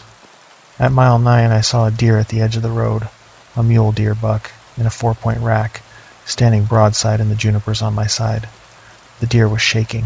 The deer had smelled or heard or seen what was beside us, and the deer was not moving because the deer had frozen. I passed the deer. In the rear view, I saw the deer begin to run, not across the road, not into the junipers on the other side, back the way I had come, toward the cabin, away from the shoulder of the road where the thing was walking. I do not know what the deer saw. I do not know what a deer sees, but I know that a deer does not run toward the thing it fears. At mile 11 there is a rise, and at the top of the rise you can see, if the air is clear, the lights of a ranch house 6 miles off to the east, and beyond that the thin red glow of the county road. I have waited for that rise many times. That rise is the sign you are almost out. We came over the rise at mile 11, and I saw the glow. I saw the ranch lights. I saw the county road. I saw the cattle guard at mile 14, still invisible from here, but I knew it was there.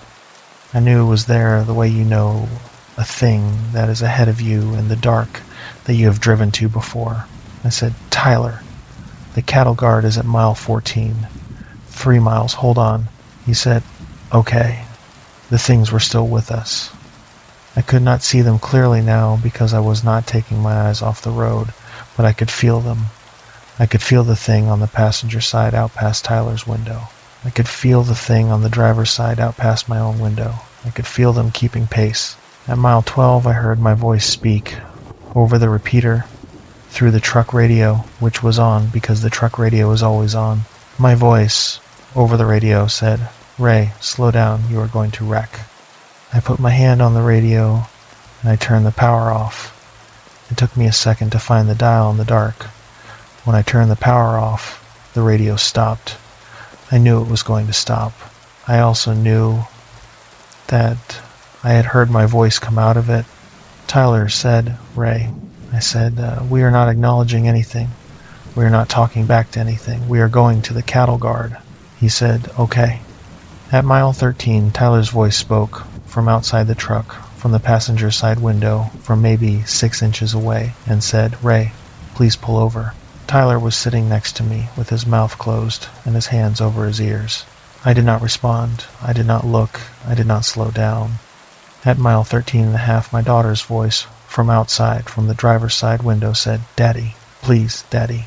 I did not respond. I did not look. I did not slow down. At mile 13 and 3/4, a voice I did not know, and a voice I had never heard, and am still not sure of the pitch of, from no particular direction, said, "Mr. Ray, you are being very rude. We have been walking with you for miles. It is not polite." It said it in the tone of a man who was mildly disappointed. It said it in a tone I knew I had heard before, except I had not heard it before because I did not know that voice. I thought about that later. I think the tone was Walter Benning's tone. I think the voice was imitating a man I have never met who has been dead for 27 years. I will never know. I write the thought down because it is a thought I have had, and the thought will not leave me. I did not respond. I did not look. I did not slow down. At mile 14 I could see the cattle guard in the headlights. I saw the steel H frame. I saw the crooked upright. I saw the sign that said Unit 44 in faded yellow paint. I saw the grid of square bars over the concrete pit. I saw the welded steel lining the pit walls. I saw, standing in the road on the near side of the cattle guard, one of them. It was in the road. It was standing where I had to drive. It was 7 feet tall and upright and wearing a brown hat and a canvas jacket and a pair of Wranglers and tall boots. It was filling the width of the 2-track. Its head was a long thing that did not match the hat. The hat sat on the head at a crooked angle. I did not slow down. I did not slow down. I am telling you this part carefully. I want you to understand this part. I did not slow down. The thing was in the road. I was in the driver's seat of a Chevrolet 3/4-ton truck with a V8, and I had my foot on the floor, and I did not slow down. I hit it. I felt the truck hit it the way you feel a truck hit a deer. There was a thump and a brief lift at the front right of the hood. I did not look. I did not slow down.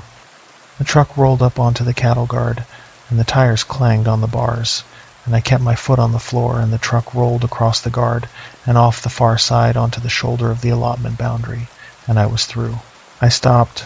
I stopped on the far side of the cattle guard on the shoulder of the allotment road, maybe 20 feet past the grid. I put the truck in park. I kept the lights on. I looked in the driver's side mirror. On the near side of the cattle guard, in the headlight splash, the thing I had hit was getting up. It was getting up slowly. It was getting up the way a thing gets up when the parts are in the wrong place. The knees bent the wrong way. The elbows went the wrong way. The hat was off and was lying in the road. The jacket was torn at the shoulder where the truck had caught it. The face under the hat, the face I had seen in the wash, was looking at me. It stood up. It took one step toward the cattle guard. The second step, it put a foot on the first bar of the guard. The third step, it did not take. It stopped. It stopped. The way a thing stops when it has hit something that it cannot get past. There was no glass in front of the guard. There was no wall. There was no fence. There was a grid of steel and a concrete pit and a wire gate on 2 sides. That was all. It stopped on that. It raised one hand. I watched it raise one hand in my driver's side mirror. It was a long hand at the end of a long arm. The palm was open. The fingers were too long. It raised its hand in a sort of wave. I watched it. I did not breathe. Tyler was not breathing. The thing lowered its hand. It did not cross the cattle guard. It stepped back off the first bar. It stood on the shoulder. It stood there in the headlights spill. After a minute, the other thing, the thing that had been on Tyler's side, came out of the junipers and stood next to the first one. It was identical, or close to it. The hats were different. The jacket was different. The boots were different. But the height was the same, and the jaw was the same, and the place where the eyes were not was the same. They stood side by side on the shoulder of the cattle guard. They watched the truck. They did not move. Then a third one came out of the junipers behind them and stood next to them. Then a fourth. I counted 4. They stood in a row on the near side of the cattle guard. The first one was wearing the range rider's clothes. The second was in the gray coat. The third was in a stained coverall of the kind a rancher wears. The fourth was in what looked like the remains of an olive drab field jacket of a pattern the Army stopped issuing in the early 1970s. Each of them was about 7 feet tall. Each of them had a head that did not match the hat, or the lack of a hat. Each of them was watching my truck. I did not move either.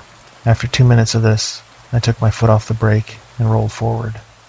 I rolled forward in first gear, at 3 miles an hour. I kept the lights on them in the mirror as long as I could. Then the road bent, and I could not see them anymore. I did not stop. I drove. I drove the allotment road, the 3 miles to the county road.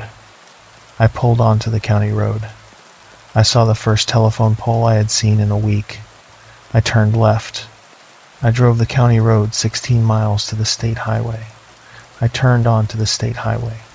I saw the first yellow dashed line I had seen in a week. The yellow line was fresh. It had been restriped in September. The paint was still bright. At Moab, at 6:30 in the morning, I pulled into the parking lot of a truck stop diner and shut the engine off. Tyler took his hands off his ears. We sat in the cab. We did not say anything. After a while, he opened his door and got out and walked into the diner. I sat in the cab a minute longer. I looked at the sky. It was the color of a rainbow trout. The sky was the color of morning. I got out. I walked into the diner. I sat across the booth from Tyler. A waitress came by with coffee. I drank 3 cups. I did not taste them. I filed the incident report on Thursday afternoon from the BLM office in Moab. The report was assigned the number 227-06-7. I filled out the form. I wrote a narrative addendum. I attached my photographs of the tracks, the sheep, the paperback, and the cattle guard. I attached my field book pages. I attached a memo from Gary Sommers in the USGS records confirming the history of the Bitter Rim contract. The BLM law enforcement ranger who took the report was a woman in her late 40s named Isabel Tavares. She had been LE for 17 years. She listened to everything I said with a face that did not react. When I was done, she asked me 2 questions. She asked, "Did you see it clearly?" I said, "Once, in the headlights, at the low water crossing. Once again, at the cattle guard." She asked, "What did it look like?" I said, "A man's body wearing a man's clothes, with a head that was not a man's head." She nodded. She wrote for a long time. She asked me to review her narrative and sign it. I reviewed. The narrative was accurate. I signed. She said, "Mr. Ray, I want you to know that I am going to process this report the way I process all reports, and I am going to send a patrol unit into Unit 44 to sweep the cabin and the spur roads. And I am going to do a lot of documentation, and I want you to know that none of it is going to turn up a thing." I said, "I know." She said, "There have been reports from that unit in my time with LE. I have read them. I have not written any. I am writing this one, and I am not going to be able to tell you that it will go anywhere." I said, "I know." She said, "Would you consider not coming back here?" I said, "I was considering it." She said, "Good." She filed the report. BLM sent a 2-man patrol into the canyon on Saturday. The patrol found the cabin as we had left it. They found the logbook with my last entry.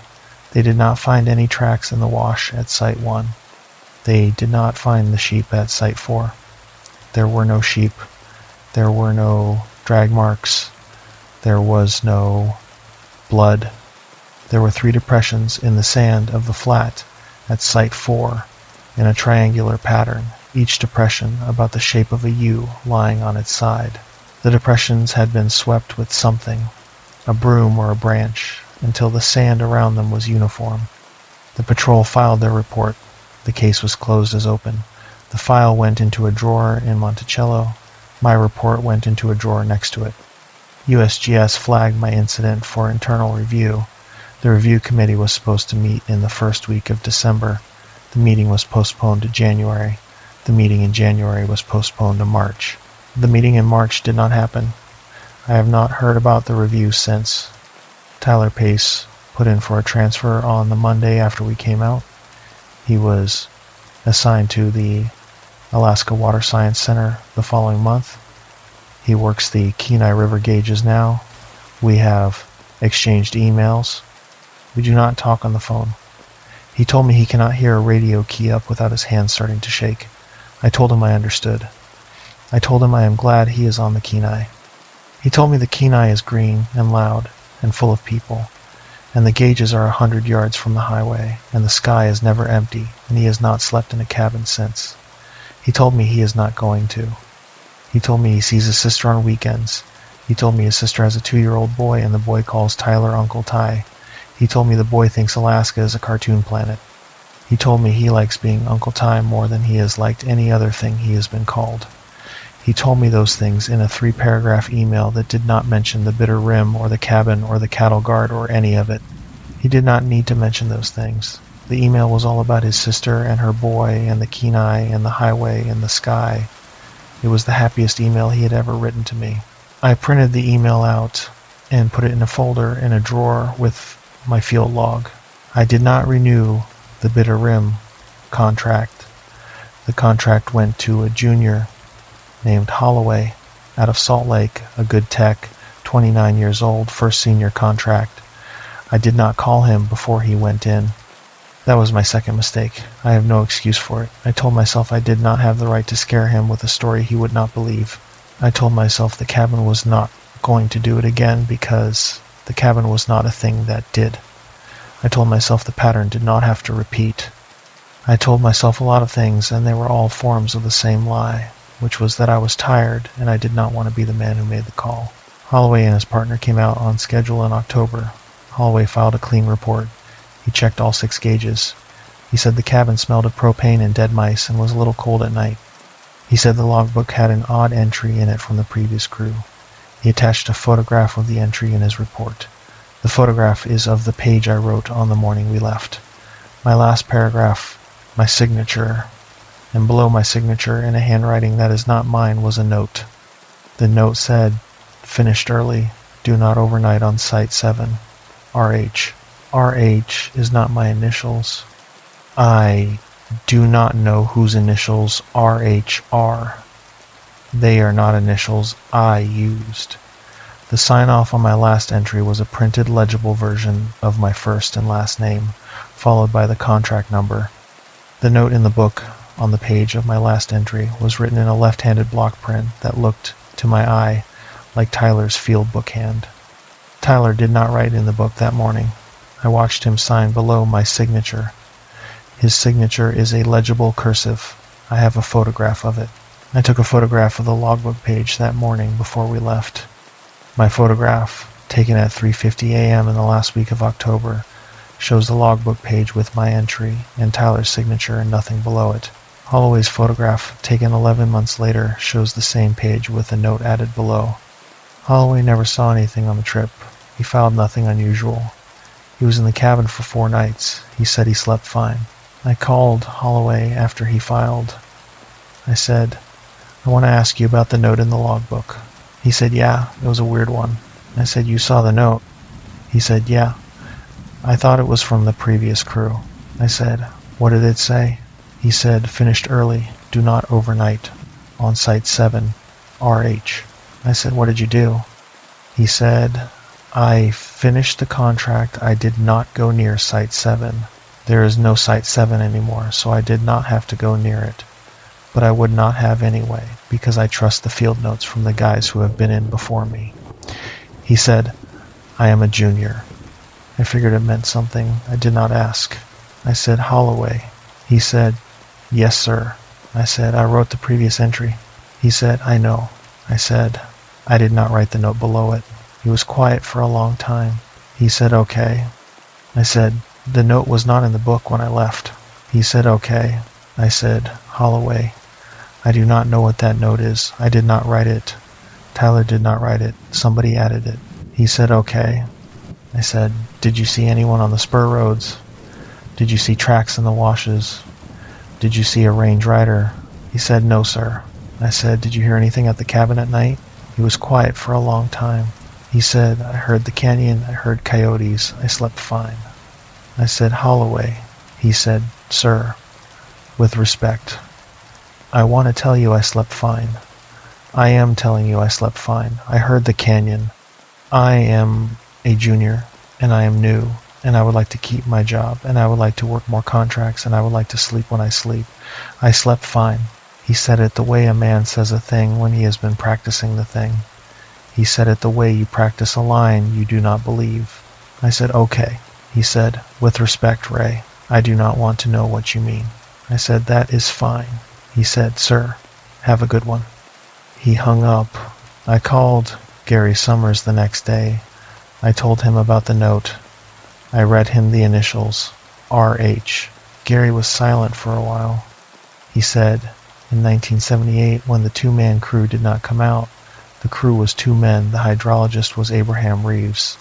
The junior tech was not Alvarado." He said, "Ray, I am sorry. I had the wrong name in my head last month. I pulled the file this morning because I had a feeling the junior tech in 78 was Roberto Hanlon. I had him mixed up with a tech named Alvarado who did the Nevada Loop out of Reno in the same decade. The Nevada Loop is a different job. The Nevada tech is alive and retired in Sparks. The Bitter Rim tech is the other man. The Bitter Rim tech's name was Roberto Hanlon." He said, "Roberto Hanlon." He said, RH. I sat with that for a minute. I said, Gary. He said, yes. I said, do not tell me things like that without warning me. He said, okay. He said, Ray. I said, yes. He said, do not go back. I said, I am not going to go back. This is the rule I want to leave you with. I worked this rule out over many months of thinking about what happened in the Bitter Rim Canyon, and I am giving it to you because I filed a report, and the report is in a drawer, and you are unlikely ever to read it. The rule has parts. The first part is about logbooks. If you work a remote contract and you open a logbook at a cabin or a ranger station or a work shack and you find an unsigned note telling you not to do a specific thing, do not do that thing. Do not try to find out why. Do not ask the agency why. Do not look for the person who wrote it. Agencies lose notes. Agencies lose men. Agencies will not tell you things. The note is the only thing that was allowed to make it to you. Read it and obey it and go on. The second part is about strangers. In the backcountry, a man who comes to your worksite on a horse and knows your name before you give it is not a man. He may look like a man. He may have a jacket and a hat and a patch. Check his shadow. Check his boots. Check the ground he rode in on. If the ground tells you he did not walk where he should have walked, he did not. Do not ride with him. Do not accept his warnings. Do not argue with his warnings. Nod and thank him, and watch him go, and do not turn your back on him until he is a mile off. The third part is about voices. If a voice you love speaks to you from outside a door at night, and that voice should not be there, that voice is not there. It is not your wife. It is not your child. It is not your partner. Do not answer it. Do not ask it to prove itself. Do not give it a task to do. Do not speak at all. If it calls to you for an hour, it will stop after an hour. If it calls to you for 6 hours, it will stop after 6 hours. Nothing that speaks to you from outside a cabin at night in a canyon like that is bound by patience in a way you understand. You have the door. The door is a boundary until you open it. Do not open it. Do not speak through it. Silence is the only safe answer. The thing outside wants your voice. It wants your voice more than anything. Do not give it your voice. The fourth part is about radios. If you key a radio and you hear your own voice in the speaker, and you did not say the words that said, pull the battery. Pull the battery out of every radio in the cabin. Do not key up again. Do not try to call for help. Do not use the channel. The channel is not yours anymore. Use the sat phone if you must talk. Write the message first on paper. Read it from the paper. Do not ad-lib on the line. Do not say names. The fifth part is about boundaries. In that canyon, the cattle guard was the edge. The thing that followed us came to the cattle guard and did not cross. I do not know why. I have theories. I do not want to put theories in writing. I want to tell you the fact. The thing came to the steel and stopped. It stopped the way a fly stops at glass. If you are in a place like that and you are trying to get out, drive to the boundary. A cattle guard may be one. A pavement edge may be one. A county line may be one. A sanctuary gate may be one. You will know it when you cross it, and the thing behind you stops. Do not slow down for the boundary. Do not roll the window down at the boundary. Do not stop after the boundary to look. Drive until the road has a yellow line on it, and the yellow line is painted on asphalt, and the asphalt is flat and under your tires. That line is older than what follows you. It does not cross. The sixth part is about going back. Do not go back. Do not go back for the cabin. Do not go back for the gear you left. Do not go back to finish the last gauge. Do not accept the contract again, even if the agency offers it to you in a better year with a better partner and a better truck.